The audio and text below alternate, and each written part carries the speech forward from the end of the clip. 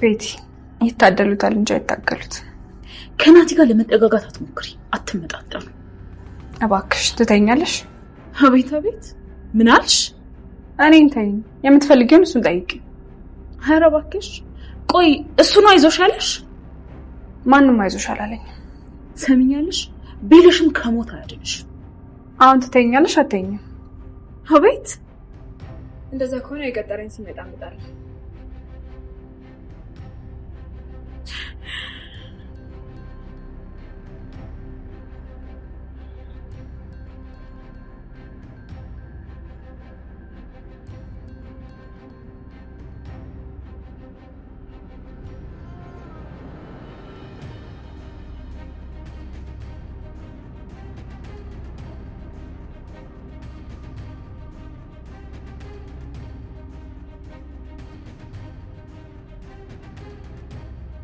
ሄሎ ናቲ፣ እዛው ነህ?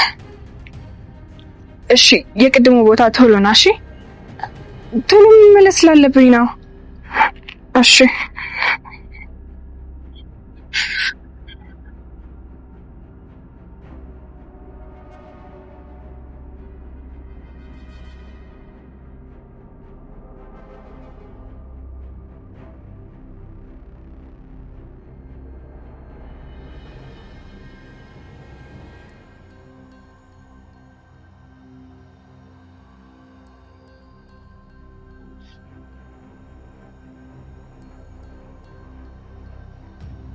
ትሁት ምንድነው?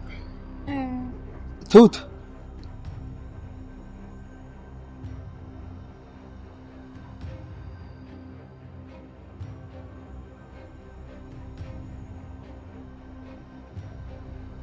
ናቲ እባክህ አደራግን። ምንድነው? ለምን አትነግሪኝ? እናቴ ምን? እናትህ አልሞተችም።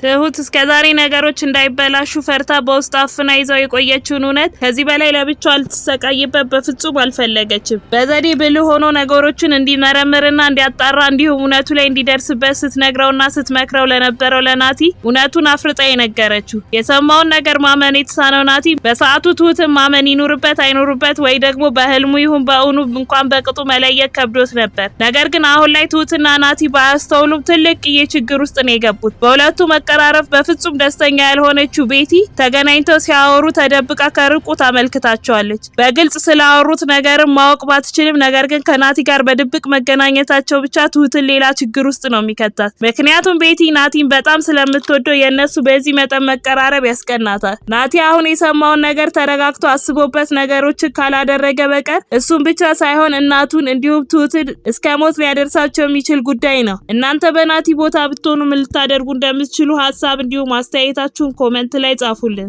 አባቱ ገዛኸኝ በመንገዱ ላይ የሚገቡ ማንኛውም ሰዎችን ፈጽሞ በትዕግስት ማለፍ አይፈልግም። ለዛም ነው ዓለም የልጇን ድምጽ ሰምታ ከመኝታ ቤት ወጥታ ወደ ሳሎን በሄደችበት ሰዓት የገዛ ልጇ ላይ ሽጉጡን አውጥቶ ይደቀነው። በዛም ብቻ አላቆመም። ተመልሳ ማትገባ ከሆነ ግንባሩን ብሎ እንደሚደፋው አስፈራርቷት ዓለምን ወደ መኝታ ክፍሏ የመለሳት። በሰዓቱ ናቲ ጀርባውን ሰጥቶ ስለነበር እናቱ መኖራን በጭራሽ መመልከት አልቻለም ነበር። በተናገረው ነገር ግራ ተጋብቶ ምንድነው የሚያስቀባጥሩ ብሎ ሲጠይቀው ወደ ትሁት ጋር ዘወር ብሎ ግቢ አንቺ ከሷ ጋር ፍቅር እንደጀመርክ ሰምቻለሁ። ገንዘቡንም ለናቱ ሳይሆን ለማንም ልታወላው ነው የፈለከው ብሎ ለማስቀየስ ሲሞክር ናቲ ቆይ ምንድነው ሽጉጥ ይዘህ የምትጃጃለው? ለምን ተኩሳ አትገለኝም? ተኩስብኛ ሲለው በመሃልም ቤቲ ገብታ ነገሩን እንዲያበርዱት እንዲተወው ባሏን ትለማመጠውና ታስማማዋለች። እሱም ደግሞ ሊያየው እንደማይፈልግና እንድታስወጣው ነግሯት ጥሏቸው ይሄዳል። ቤቲም እንደምንም አስማምቶ የሚፈልገውን ያክል ብርም እንደሚሰጡትም ቃል ገብታለት ትሸኘዋለች። በዛን ሰዓት ዓለም ባየችው ነገር ግራ ተጋብታ ከራሷ ጋር እያወራች ነበር። ቆይ ግን ምንድነው ያየሁት? ትሁት የት ነው ያለሽው?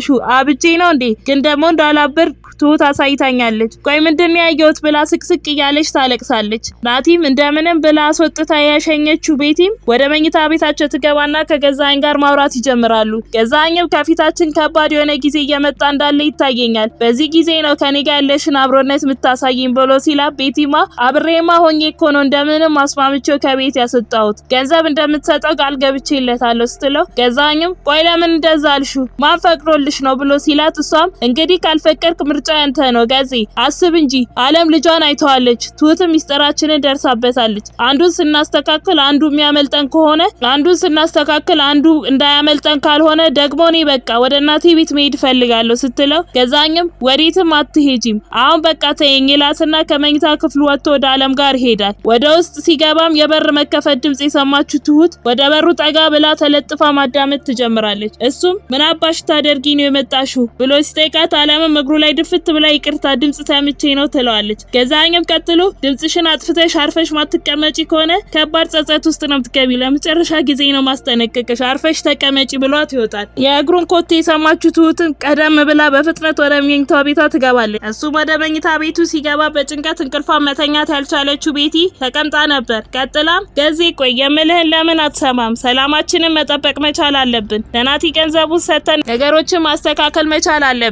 ትሁትን ደግሞ በቃ ያየችው እንዳትተነፍስ ማስፈራራት ነው ብላ ስትለው እሱም ነገሩን ቀለል አድርጎ በቃ አንቺ ካልሽ ይሁን እሺ ብሎ ይላታል። እሷም ደስ ብሏት አመሰግናለሁ ገዝዬ ብለው ተያይዘው ይተኛሉ። ሌሊት ላይም የነሱ መተኛት ያረጋገጠችው ትሁት ቀስ ብላ ወደ ዓለም ጋር ትሄዳለች። እንዳየቻትም መጣሽ ሹቴ ቆይ ለምንድን ነው እስከዛሬ ነቲ እንዳልሞተ ያልነገርሽ ስትላት ትሁትም ለነግርሽ እኮ ሞክሬ ነበር ነገር ግን አባረርሽ ልጄ ላይ አሾፍሻልሽ ግን ይኸውልሽ ዓለሜ ናቲም አንቺ እንደሞትሽ ነው የሚያውቀው ስትላት ዓለምም እባክሽ ትሁት በጣም እንደምወደው ንገሪልኝ ትላታለች። ትሁትም እኔ አደጋ ውስጥ ነኝ ከዚህ በኋላ እዚህ መምጣትም ላልችል እችላለሁ ግን በውጭ ሆኜ ነገሮችን ለማስተካከል ሞክራለሁ ብላ ቃል ገብታላት ትወጣለች። በነጋታው ጠዋትም ገዛኝ ወደ ስራ ሊወጣ ሲል ትሁትን ያገኛትና ማስፈራራት ይጀምራል። እኔ ካልነኩኝ በፍጹም አልነካም ከነካሽኝ ግን ዘርማን ዘርሽ አይተርፍም ምንም ነገር አላየሽም አልሰማሽም አይ ካልሽ ግን እርምጃዬ ከፋ ነው የሚሆነው ብሎ አስፈራርቶ ጥሏት ይሄዳል።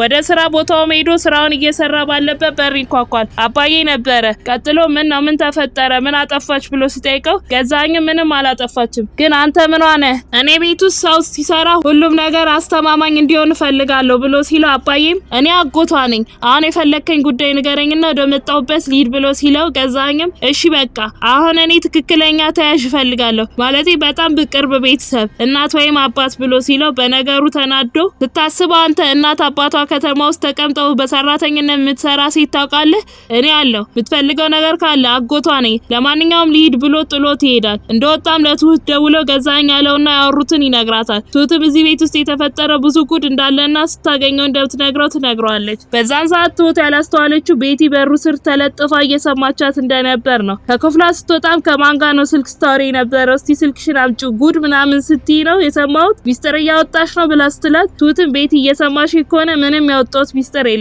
አሁን ግን ምሳሌ ስራ ብላ ጥላት ትሄዳለች። ከሰዓታት ቆይታ በኋላም በር ሲንኳኳ ትሁት ትከፍታለች። ናቲ ነበር። እሱም ቀጥሎ ይቅርታ ትሁት አስጨነቅኩሽ አይደል ብሎ ሲላት ትሁትም ይኸውልህ ናቲ የምነግርህ ከባድ ሚስጥር አለ እሱ ደግሞ አንተን ይጠቅማሃል እስከዛው ግን ነገሮችን እንዳታበላሽ ረጋ በል ትለዋለች። የቤቲም መምጣት ትሰማና ፈጠን ብላ ወደ ማዕድ ቤት ትሄዳለች። ቤቲም ትመጣና ናቲን ለብቻው ልታወራው ስለምትፈሳ ደቂቃ ውጪ ቆይታ እንድትመጣ ነግራ ታስወጣታለች። ትሁትም ባገኘችው አጋጣሚ አባዬን ታገኘውና ማውራት ይጀምራሉ። ዓለሜ ልጇን ስላየች ደስ እንዳላት ነገር ግን እሷ ጭንቀት ውስጥ እየገባች ስለሆነ ለልጁ እናቱ በህይወት እንዳለች እንደምትነግረው ትነግረዋለች። አባዬም ራሱን እንድትጠብቅ አስጠንቅቆ ይሸኛታል። በዛን ሰዓት ቤቲ ለናቲ የፈለገውን ገንዘብ ሊሰጡት እንደተስማሙ ነግራው ሊወጣ ሲል ገዛኸኝን ያገኘውና ወደ ቤቱ በድጋሚ እንዳይመጣ ያስጠነቅቀዋል። ነገር ግን እልህኛው ናቲ በሐሳቡ በፍጹም አልተስማማም። የእናቱ ቤት እንደሆነና በፈለገ ሰዓት ደግሞ እንደሚመጣ ነግሮት ይወጣል። ገዛኸኝም በንዴት ወደ ውስጥ ይገባል። በዛን ሰዓትም ነው ናቲ ከቤት እንደወጣ ወደ ትሁት ጋር ደውሎ እነግርሃለሁ ያለችው ሚስጥር እንድትነግረው ይቀጠራል። ትሁት በሰዓቱ ወደ ቤት ገብታ ስራዋን አስተካክላ ማውጣት ስለነበረበት ያንን አድርጋ ወጣ ናቲን ስታገኘው ቤቲ አይታቸዋለች። በቀጣይ ምን የሚፈጠር ይመስላችኋል? ሀሳብ አስተያየቶችን ኮሜንት ላይ ጻፉልን።